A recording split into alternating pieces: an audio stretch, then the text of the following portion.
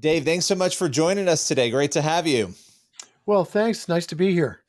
All right, so we're going to get into a lot of issues today. The most exciting one for you is Live+Local, your new show on Pure Flix. Let's start there. What can you tell us about this show?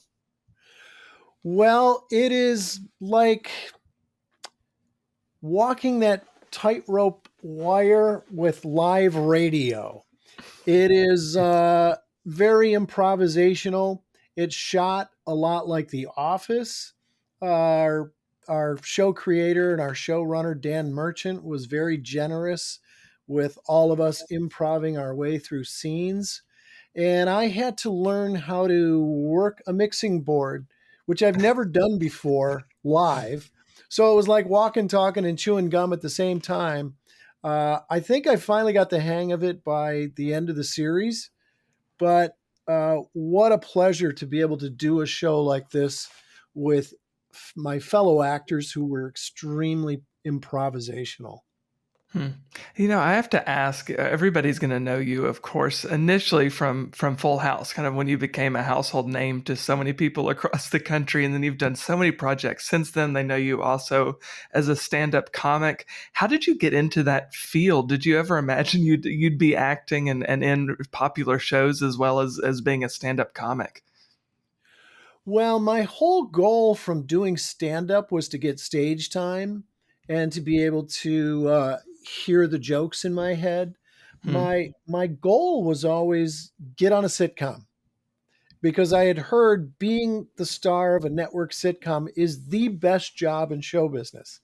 Turns out, if you're on a hit show, it really is. It's an incredible opportunity.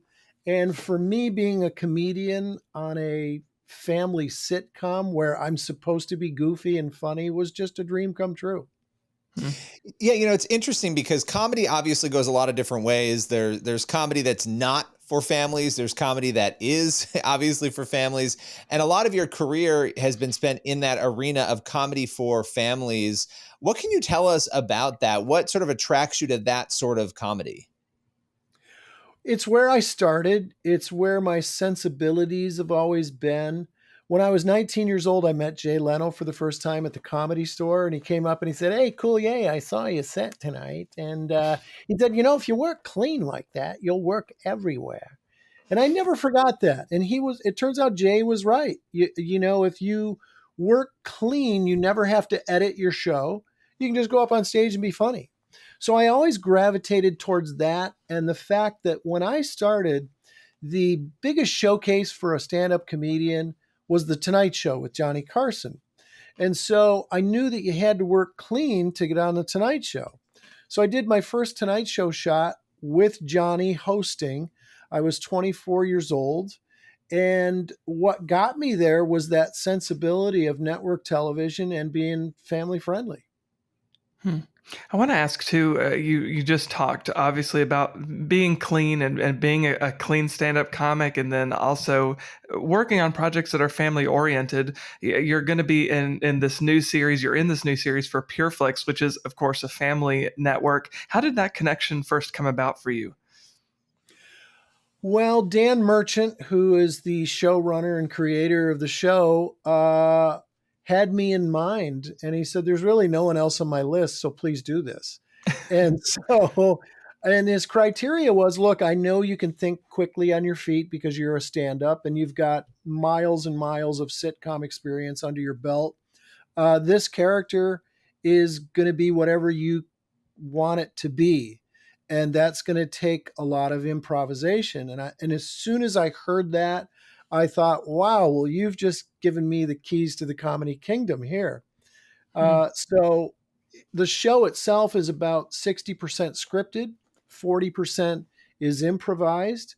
And thank goodness I was surrounded by a cast that was willing to just jump on that train and take it to whatever station we were going to get off in.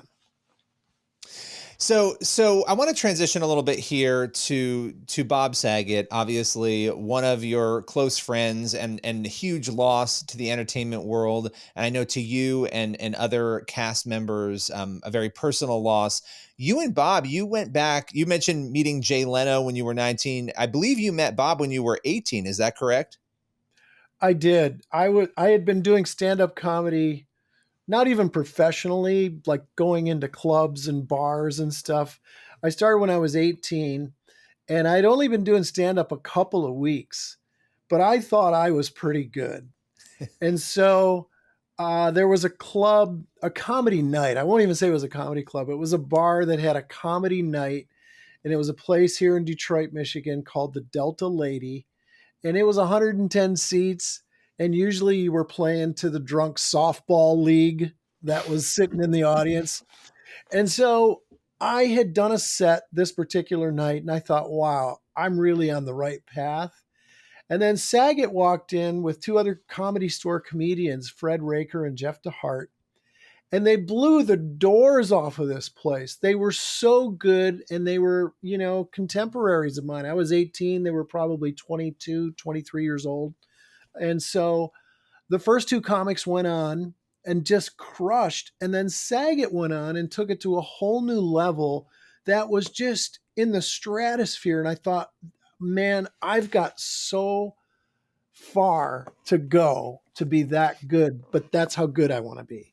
So I talked to Bob after the show, and he said, "Oh, you're a young comic. Oh, great." And I said, "Yeah, I'm going to move out to LA, and I want to do what you guys are doing."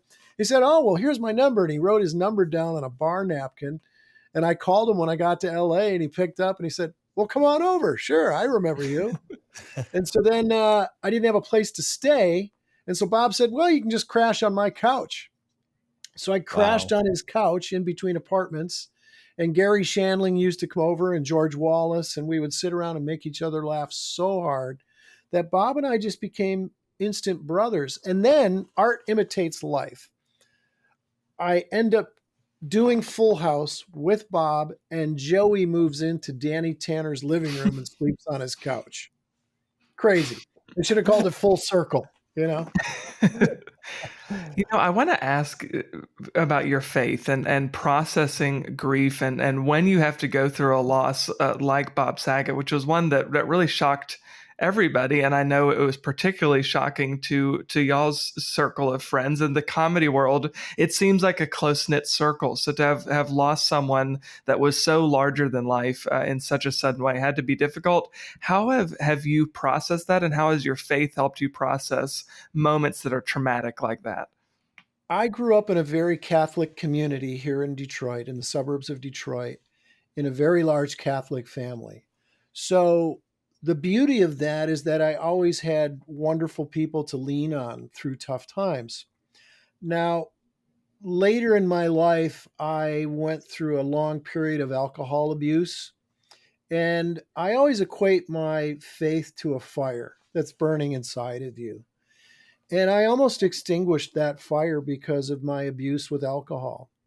Hmm. And so I I got sober 2.5 years ago. And then in this past year, I lost my brother who took his own life. I lost my father, and I lost Bob, all in the same 12-month period. And my thought from that terrible, I, I'm not joking, like a hat trick of losses like that was such a heart punch and such a gut punch that the only thing I could think was, thank goodness I don't have alcohol in my life that is extinguishing that fire, Hmm. which is my faith. And I was able to feel those raw emotions, which I never would have felt had I been abusing alcohol. And I was in touch with myself spiritually. So for me, it was allowing that flame to ignite again and to find my spirituality, and it helped me through all of that. It doesn't help the sting, but it certainly helps you have the fuel to be able to continue forward and make the best of your life. And I know these things are hard to talk about, and I so appreciate that you've been open. I've seen some of the other interviews you've done on these topics, and again, it's tough when people ask you and you have to kind of keep rehashing and going through some of the toughest moments you've ever had, when it comes to your brother and that horrific loss. And obviously Bob, but specifically with your brother, how were you able? I mean, you have this sobriety, this amazing sobriety. You're leaning in on your faith. How were you able to take steps forward after your brother's death? Because I know that you were the one who found him, that you were the one who was deeply, obviously impacted by that. So how did you move forward? I kind of have a well, and when I feel as though that well is filling with sorrow and pain and anguish, I have so many wonderful stories about my brother that make me laugh and make me smile because he was really the funniest person I ever knew. Hmm. And we used to make each other laugh when we were little kids laying in our bunk beds doing impressions of our aunts and uncles and our neighbors and coaches and stuff. And my dad would run in at 1 a.m. in the morning and go, "I'm tired of hearing Uncle Vince and Mr. Hooper in here. Knock it off, both of you." So whenever that well feels like it's drying up, I have all of these wonderful moments of laughter and you know amazing life experience with him that I just pour into the well, and I draw from that, and that works for me.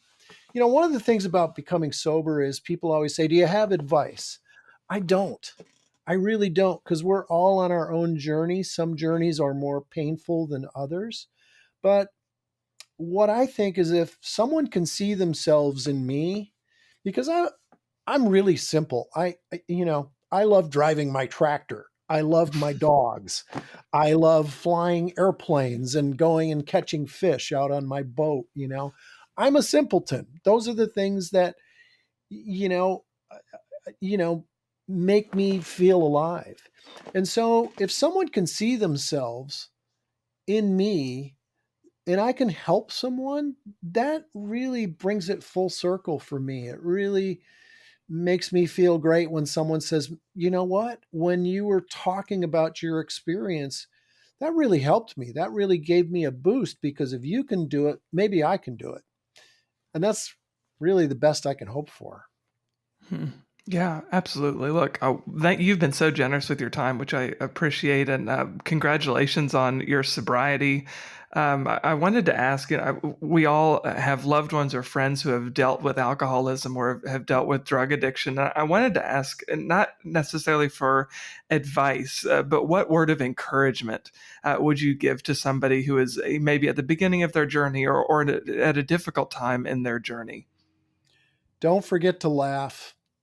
Hmm. Don't forget to laugh. Laughter is such an amazing gift. It can heal you, it can give you perspective. We're having such a tough time in our world right now. People are you know, really at war with each other over a lot of things. And we all know what those things are.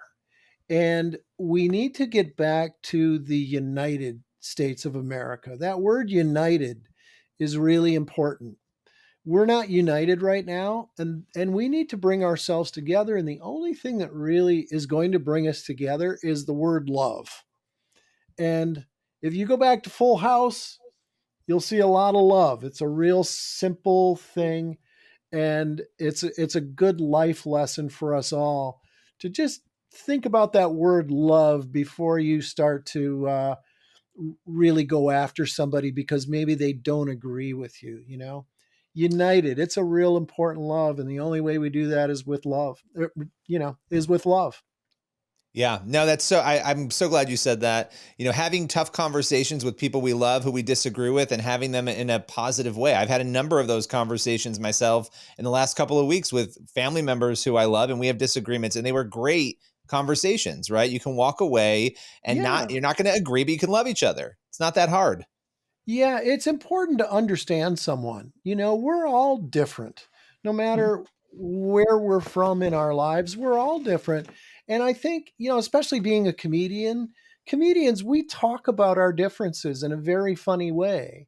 And when people get really their feelings are hurt, or they're so offended by talking about our differences, wait a second, we are different and we need to celebrate that. And it doesn't matter what whatever you believe or whatever you gravitate towards.